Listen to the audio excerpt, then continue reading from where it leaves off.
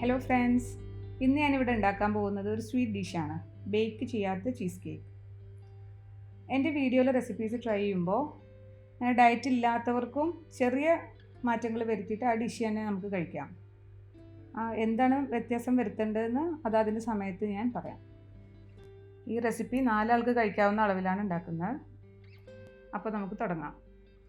ഒരു പാൻ അടുപ്പത്ത് വെച്ച് ചൂടാവുമ്പോൾ 1/3 കപ്പ് ആൽമണ്ട് ഫ്ലോർ ഇട്ട് കൊടുക്കണം. അതൊരു ബ്രൗൺ കളർ ആവണ വരെ വറുക്കുക. നമ്മൾ കീറ്റോ ഡയറ്റിലാവുമ്പോൾ മധുരം തിന്നാൻ ഭയങ്കര കൊതിയായിരിക്കുമല്ലോ. ഇവിടെ ഞാൻ മധുരത്തിന് വേണ്ടി ഒരു നാച്ചുറൽ ഷുഗർ സബ്സ്റ്റിറ്റ്യൂട്ടാണ് ഉപയോഗിക്കുന്നത്. അതുകൊണ്ട് വല്ലപ്പോഴൊക്കെ ഇതുപോലെ ഡിസേർട്ട്സ് നമുക്ക് ഉണ്ടാക്കി കഴിക്കാവുന്നതാണ്. അത് ഈ ഡയറ്റിൻ്റെ മടുപ്പൊന്ന് കുറയ്ക്കാൻ സഹായിക്കുന്നു തോന്നുന്നു. കീറ്റോ ഡയറ്റിലല്ലാത്തവർക്ക് ഈ ആൽമണ്ട് ബേസിന് പകരം നമുക്ക് ബിസ്ക്കറ്റ് യൂസ് ചെയ്യാവുന്നതാണ്. പൊടിയുന്ന ടൈപ്പ് ബിസ്ക്കറ്റ് വേണം. ഡൈജസ്റ്റീവ് ബിസ്ക്കറ്റോ അല്ലെങ്കിൽ നാട്ടിൽ കിട്ടുന്ന ആരോ റൂട്ട് ബിസ്ക്കറ്റോ ഒക്കെ ഉപയോഗിക്കാവുന്നതാണ്. അതാകുമ്പോൾ വറുക്കേണ്ട ആവശ്യമില്ല. ജസ്റ്റ് ട്രേയിൽ നല്ലോണം കൈ വെച്ച് പൊടിച്ചിട്ട് ബട്ടർ മിക്സ് ആക്കിയിട്ട് നല്ലോണം അമർത്തി കൊടുത്താൽ മതി. വറുത്ത് ഈ ഒരു കളറാവുമ്പോൾ നമുക്ക് വേറൊരു പാത്രത്തിലേക്ക് മാറ്റാം. ഇനി ഇതിലേക്ക് 1.5 ടേബിൾ സ്പൂൺ ബട്ടർ ആഡ് ചെയ്ത് കൊടുക്കണം. അത് നന്നായി കൈവച്ച് മിക്സ് ആക്കുക. ഞാനിവിടെ ബട്ടർ അങ്ങനെ ആഡ് ചെയ്തിരിക്കുകയാണ്, കാരണം ഫ്ലോർ നല്ല ചൂടായതുകൊണ്ട് അത് മെൽറ്റ് ആയിക്കോളും. നമുക്ക് വേണമെങ്കിൽ മെൽറ്റ് ആക്കിയിട്ടും മിക്സ് ആക്കി എടുക്കാം.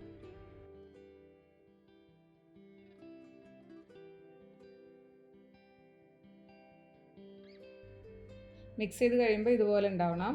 ഇനി നമ്മൾ സെർവിങ് ഡിഷ് എടുത്തിട്ട് ഈ കൂട്ട് അതിലിട്ടിട്ട് നല്ലോണം കൈ വെച്ച് അമർത്തി പരത്തി കൊടുക്കണം.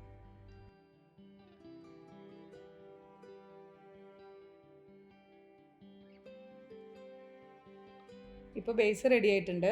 ഇനി ഫില്ലിംഗ് ഉണ്ടാക്കി കഴിയുന്ന സമയം വരെ നമുക്കിത് ഫ്രിഡ്ജിൽ വെക്കാം. ഇനി നമുക്ക് ഫില്ലിംഗ് റെഡിയാക്കാം. അതിനുവേണ്ടി ഞാനിവിടെ 1/3 കപ്പ് വിപ്പിംഗ് ക്രീമാണ് എടുത്തിട്ടുള്ളത്. ഞാൻ ഉപയോഗിച്ചിട്ടുള്ള പക്കിൻ്റെയാണ്. ഏത് കമ്പനിയുടെ വേണമെങ്കിലും നമുക്ക് ഉപയോഗിക്കാം. ഇനി ഒരു ബൗൾ എടുത്തിട്ട് അതിലേക്ക് ഇത് ഒഴിക്കുക. എന്നിട്ട് നല്ലോണം സ്റ്റിഫ് ആവണ വരെ ബീറ്റ് ചെയ്തെടുക്കാം.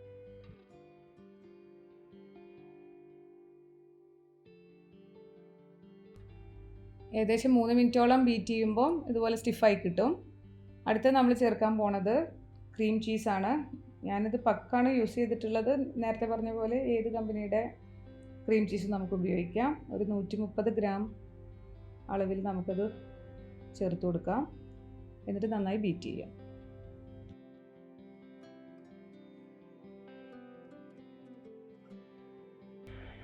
ഇനി നമ്മൾ ചേർക്കാൻ പോകുന്നത് ബട്ടറാണ്. അതിന് വേണ്ടിയിട്ട് ഒരു 3 ടേബിൾ സ്പൂൺ ബട്ടർ ഫ്രിഡ്ജിൽ നിന്ന് എടുത്ത് പുറത്ത് വെക്കുക കുറച്ച് നേരം.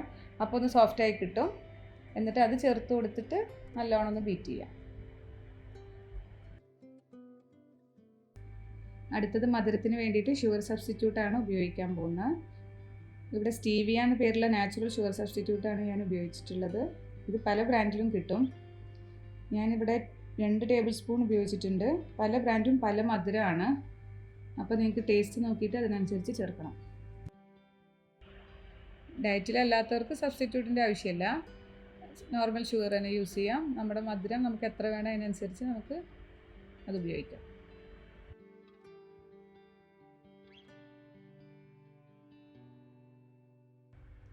ഇനി ഒരു 1/2 ടീസ്പൂൺ ലെമൺ ചേർക്കാം. ഷുഗർ ബാലൻസ് ചെയ്യാൻ വേണ്ടി ഒരു നുള്ളു ഉപ്പിട്ട് കൊടുക്കണം. അത് ഞാനിവിടെ റെക്കോർഡ് ചെയ്യാൻ മറന്നു പോയതാണ്. 1/4 ടീസ്പൂൺ വാനില എസൻസും കൂടെ ആഡ് ചെയ്ത് കൊടുത്തിട്ട് നല്ലോണം ബീറ്റ് ചെയ്തെടുക്കുക.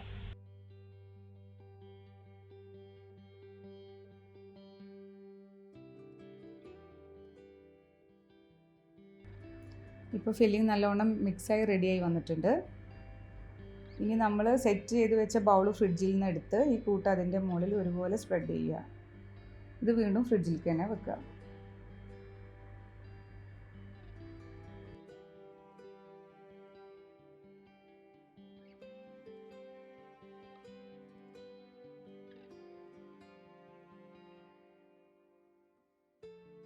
സെറ്റ് ആവാൻ വേണ്ടി 2-3 മണിക്കൂർ നമുക്ക് ഫ്രിഡ്ജിൽ വെക്കാം.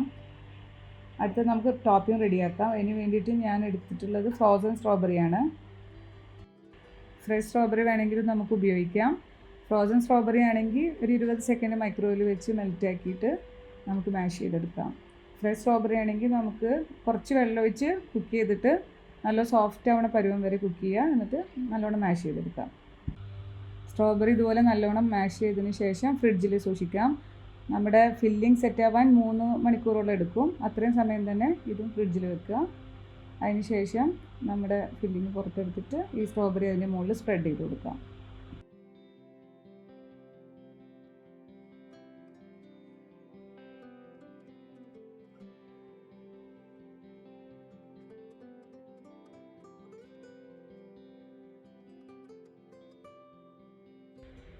അങ്ങനെ നമ്മുടെ ചീസ് കേക്ക് റെഡിയായി വന്നിട്ടുണ്ട്. നമുക്കിനി സെർവ് ചെയ്യാം.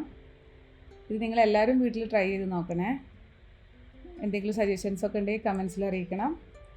ഇഷ്ടപ്പെട്ടെങ്കിൽ ലൈക്ക് ചെയ്യുക, ഷെയർ ചെയ്യുക, സബ്സ്ക്രൈബ് ചെയ്യുക.